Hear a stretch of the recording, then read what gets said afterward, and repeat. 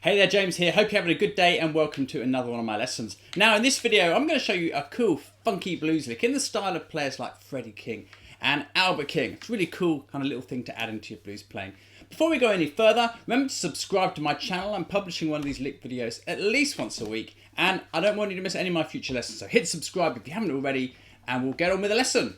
Okay, so the lick is in the key of B minor, and first of all I'm going to play it for you over the backing track so you can hear it. Then I'll show you the scale it comes from, then I'll break it down bit by bit, show you exactly how to play it. By the end of this lesson you know exactly how to play this funky blues lick. So let's check it out over the backing track now.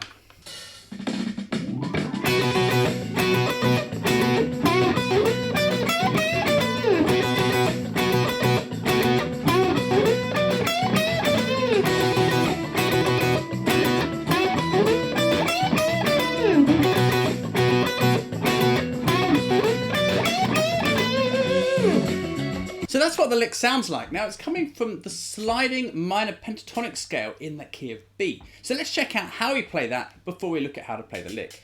We're playing 7 to 10 on the E string, 7 to 9 on the A and D string. On the G string we're going 7, 9, 11 and I'm using my second finger for that shift. Then we're going 10 to 12 on the B string and top E string.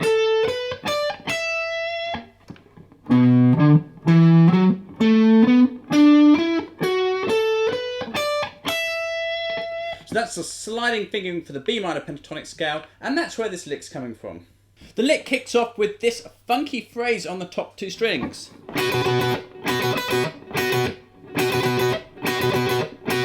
So let's take a zoom in up close and have a look at how we play that part of the lick. So I'm barring the top two strings, that's the B and the high E string at the 7th fret. I'm pressing them both down with my first finger. Now there's a couple of little tricks you've got to get with this bit. The first thing is the picking. Now we want to use down, up for this rhythm here. Down, up, down, up. Down, up, down, up. And the cool thing is that picking is going to be the same for the rest of this bar of the lick. Another thing to notice is this. If I just come up close, you can see my first finger releases the double stop after the picking. And that stops it from doing this. It's just going to keep ringing otherwise. So by letting it go a little bit, it kills off the notes and cuts it short. Gives it that more funky sound. Now you don't want to take your finger right off, just release the pressure so you're just not pressing the strings down. Now what we're basically going to do is this. So we do one group of 4, down, up, another one, down, up, and then just down, up. Down, up, down, up, down, up, down, up, down, up, down, up, down, up, down, up, down, up, down, up.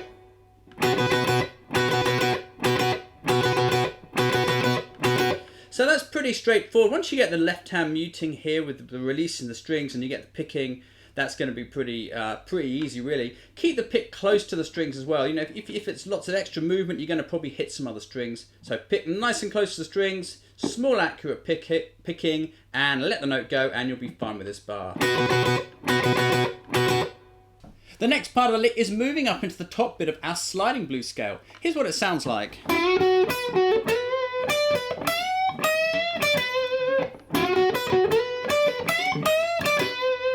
Let's take a close-up look at how we play that part of the lick. So we're starting with this really common blues bend in our shape 1 pattern here. This is 9 on the G string. I'm going to bend that up, kind of kill it off and let it down.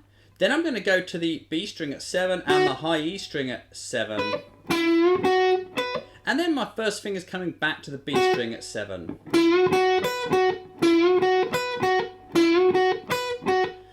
Next we're going to hit the 10th fret on the B string. I'm using my third finger for that. I'm going to pick it and quickly slide it up to 12.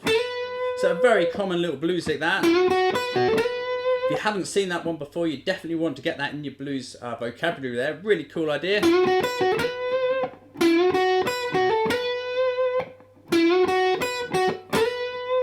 Right, now we're here. We're going to play 10 on the top E string and 12 on the B. Now here I'm going to switch to using my second finger. And the reason for this is it's going to make it easier to cross over to the bend which we're going to do in a minute. So first finger's playing 10 on the high E string, second finger's playing 12 on the B string.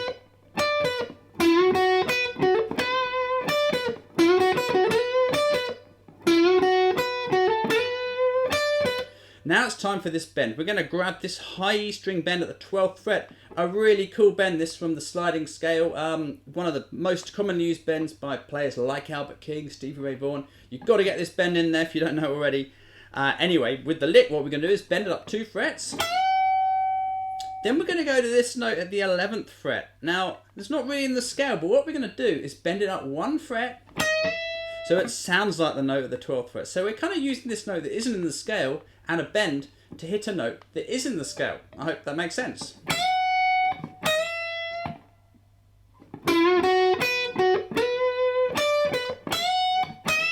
Now I'm using my second finger for that bend. You don't want to move your third finger down or anything.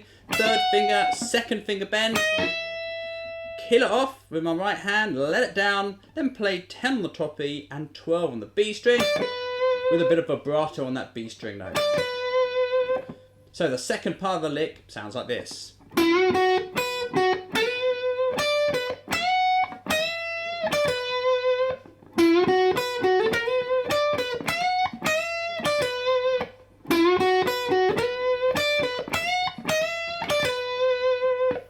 So that's how it goes. Now let me put it all together for you, and then I'll put it over the track so you can hear what it sounds like. 3, 4, and...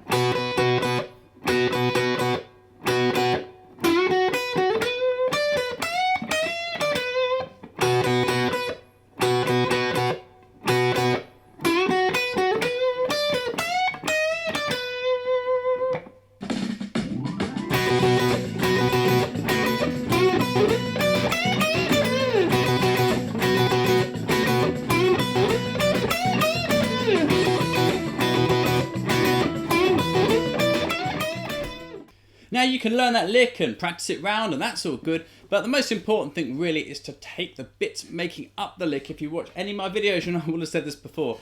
Try and rip out the most sort of main features of the lick and see what you can do with them. And I think really in this lick you've got a couple of them. The first one really is this double stop idea. Then maybe the next one is these bends here. Maybe that final phrase of the lick. So they're probably the two things that you want to rip out of this lick and practice jamming around. You can make up some of your own licks with it, or you can just take them and improvise around with them. And the aim really is to soak these up into your soloing vocabulary so they just come out without you really thinking about it. So you're not relying on pre-learned, pre-memorized licks. This is how we start to build good vocabulary and become better improvisers. So the best thing to do is stick on a backing track and take the double stop idea and see how you can just work that into your playing with other things which you'd normally play.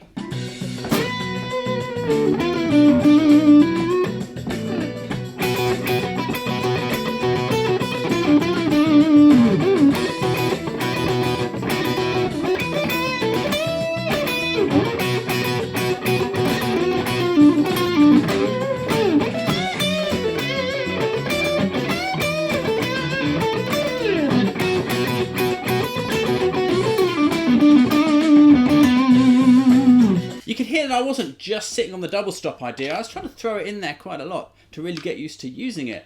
But I was also just mixing in other things I would normally play. It's how we naturally become good at using the bits that we pick up from the licks we learn. I could also do the same with this bending idea.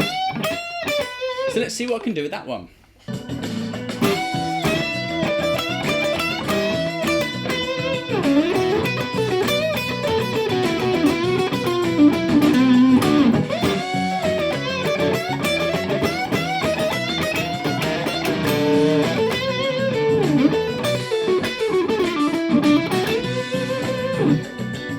See, I was just managing to slip that idea in there, just to make it part of my playing. And if you do this, then you get real value every time you learn a lick that you like, because you can take what's in it and start using it to make up your own ideas. This is really the whole point of learning licks in the first place. So I hope you've got something really useful out of this lick. Remember, take the bits out, experiment with it, practice using this over a backing track, and also try putting it into some other keys and this kind of thing.